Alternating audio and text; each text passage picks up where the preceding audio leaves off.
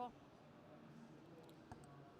Okay, so hi everyone. Thanks for your time today attending the keynote. We will be discussing the hacker's perspective to IoT security. And the thing is about security solutions is that we can't really develop them in a vacuum. We must always consider the other side in order to really be able to build a sustainable solutions. So a bit about myself, actually, I have some understanding of the other side as I've been to the other side. So I've started my career in age 14 in computer science, but then in Unit A200, which is the intelligence forces in Israel. And, okay, can you turn on the mic, though?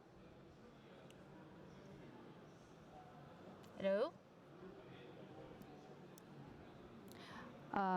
Okay, it's working? Yeah. So in Unit A200, and then the Israeli cybersecurity space as an exploit designer.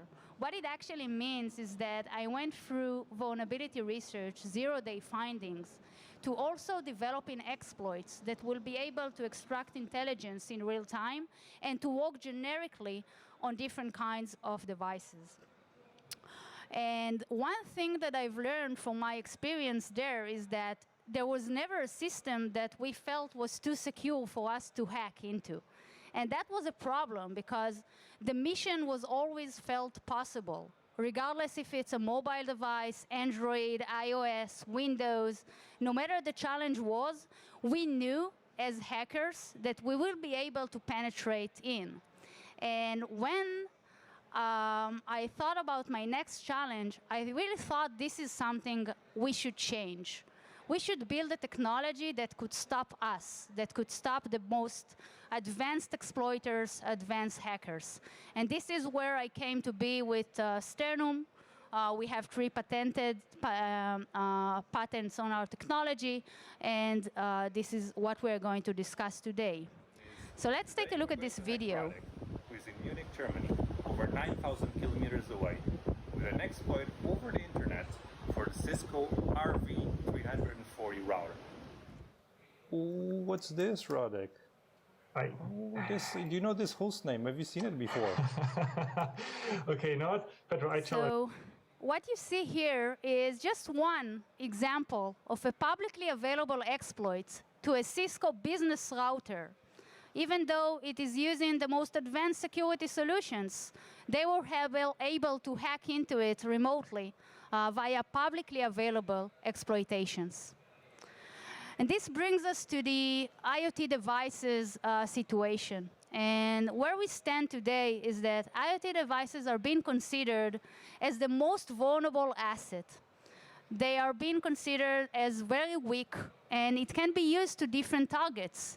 In the enterprise, we are afraid of them being used as the entry point. If we are developing them, then they are our core business. This is our product that is in danger, our reputation, financial loss. And in infrastructure and manufacturing, they could actually cause physical harm, as we saw in many attacks this year. And vulnerabilities that we are trying to patch are inevitable and endless. Let's take a look at the data, right? We see 2,000 new vulnerabilities each month. 70% of Patch Tuesdays, this is Windows patching, are due to memory vulnerabilities. Each Tuesday, each week, new vulnerabilities. Static analysis tools are only finding 50% of the vulnerabilities. Take a look at just this year, Amnesia 33, Urgent 11, Ripple 20. Those are third-party components living in millions of devices. And those tools were not able to discover those vulnerabilities. 58% of companies have a publicly available exploits. These numbers can only lead a hacker to the conclusion that a vulnerability exists. No matter which device I'm trying to hack, no matter which enterprise I'm trying to compromise, I will find a vulnerability because the number says that. The number says that no matter which tools we are using, there is still a vulnerability out there. And this leads us to the situation today. The US government warns firmware is a single point of failure. We've seen attacks on medical devices, ATMs, power management system, the Schneider Electric TL Storm on an APC devices that were used to penetrate the enterprise, routers, malwares attacking gateways, all of this just from the past few months, proving the point that the situation with IoT security, the status quo, is not enough. Let's take a look at the hacker's perspective for a moment. Let's say he wants to find his way in. There is usually two targets. Either he would like to target multiple types of devices, or he would like to target a specific enterprise or a specific company. This is what he's going to look for. If I'm looking to target large volume of devices, then I will take a look at third-party vulnerability, TCP/IP libraries, communication protocols, operating systems even that exist in many different types of devices. The second option is that I will take one specific device and research it, reverse engineer it, to find a specific vulnerability in a specific device that I'm interested at. And we will see in this presentation a few examples of how these use cases come to be in the real-life scenario. The outcome could be varied, starting from ransomware to advanced persistent threats to reputation damage to even a power play. Just prove that I can do it, and some hackers are doing that this way. The attack vectors are also varied. So many times we install security solutions, but we're not really considering the attack surface. What is really the threat model for my device? And here you can see that no matter if you are an insulin pump, a smart camera, or a gateway, we all have these third-party vulnerabilities, even chip-level vulnerabilities. The modules that we are using contains firmware and software that is doing operation on the device. The mobile app that we are using, the protocols, the remote connectivity to the device is also an attack vector, and more and more. So we can't really be in Spain without discussing some football. And really, this is the conclusion of all of this. The hackers only need to succeed once, like Messi. You only need to score once. You can try 100 times. You only need one vulnerability that will succeed.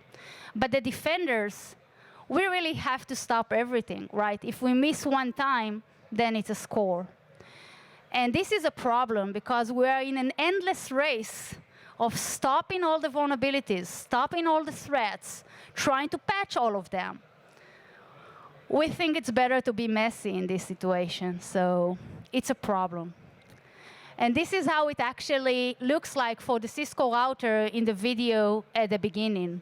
And a hacker on the internet, completely remotely, not within the network, is using a publicly available exploit, a Stack Overflow, memory vulnerability, to exploit a router that is the gateway for the full enterprise network. From the point that is on the device, encryption does not help, secure boot does not help. This is an in-memory, fileless attack that enables them a full control over the network. Let's take another example. It's the same weak asset, it's the same vulnerable IoT device, but with a different target. At this time, we are using a zero-day vulnerability to hack into a video recorder. It's a real use case, by the way, and we can record board meetings, management meetings, to steal data and also to move inside the network to other targets. So the device itself contains sensitive information. And this is a real-life example of actually human implications. This is the Triton attack on the petrochemical facility in Saudi Arabia. And they started from the engineer workstation, but then they move into the safety controls. And since nothing was protecting those safety controls, they were able to damage the facility, to disable the safety functionalities, and to really take control on the most critical, life-depending assets of this facility. And this is just one example. So we have to ask ourselves, why is it so difficult to secure IoT devices? So I must say it is difficult to secure everything. It is difficult to secure enterprises and computers and clouds. But IoT devices have some unique characteristics. They have high diversity. We're not talking just about Windows or Linux. It is not like the CrowdStrike on your computer. We have real-time operating systems, embedded systems, communication protocols that are varied, and we have very, very limited resources. Every security solution requires resources, but IoT devices are so restricted by themselves, even without them. So implementing them the way we know how to implement security solution is not going to work on IoT devices. So we have the current approaches that are mainly reactive. They are imposing in the sense of we took inspiration from the industry and tried to impose existing solution into the IoT space, whereas the IoT space is so different, so we have to innovate into new solutions. And what we see is that patching is reactive and costly. Patching vulnerabilities is an after fact. You can only patch something that you know that is existing. It is not protecting you against 0 days, and it takes time until the patch propagates. And I'm not even talking about how difficult it is to patch IoT devices, how much time it takes, and money and resources. Encryption. So encryption is very good to use, but it is not really a cyber protection. So even Adi Shamir, the S from RSA, is saying that crypto is usually bypassed by software vulnerabilities. So it can encrypt the data, but it cannot protect the device.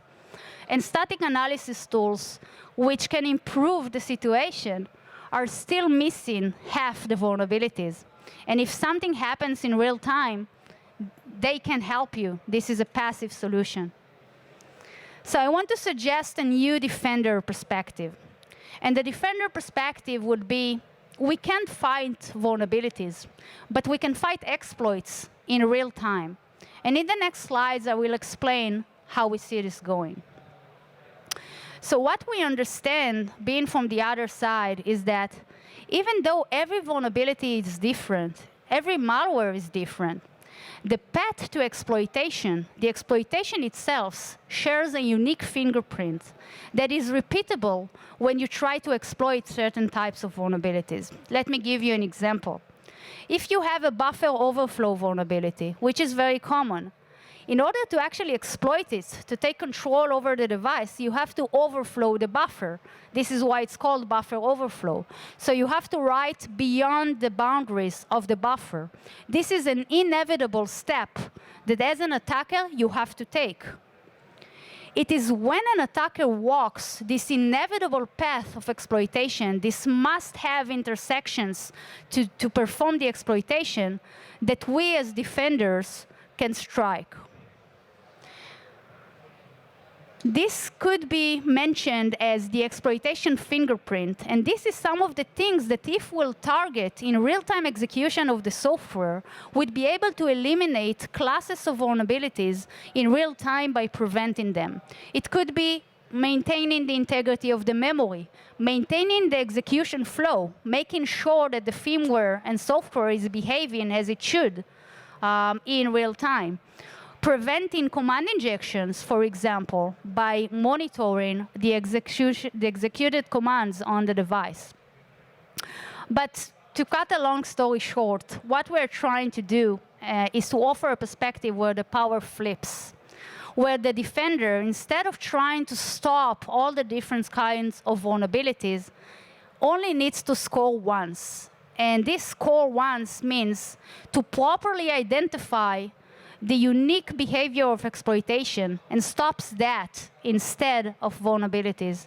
Be proactive and do that in real time where exploitation actually happens. And this is how it looks like with the same Cisco vulnerability using those kind of technologies. So the same vulnerability, the same Stack Overflow, no patching, because it's difficult to patch, we said that before.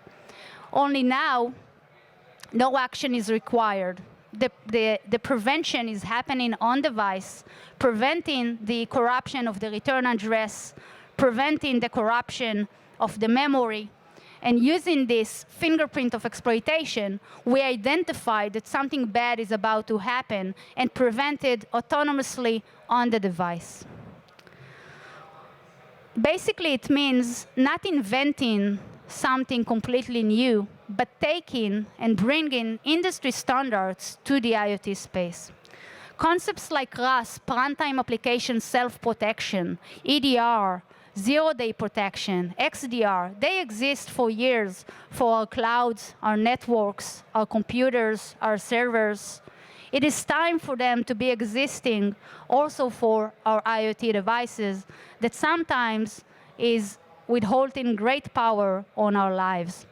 Those capabilities gives us the ability to be no patch depending, to be ahead of the attacker, to operate in real time. And if it's easy to implement on legacy and new devices, then you hit the holy grail, basically. We invite you to come and see our IoT protection and attack platform, where we actually take this to action. We took our experience and created a simulation of all of the most common attacks on IoT devices. We took attacks from different categories, different types of vulnerabilities, real-life scenarios, Botenago, Ripple 20, and we actually exploit them, show you how the exploitation look like.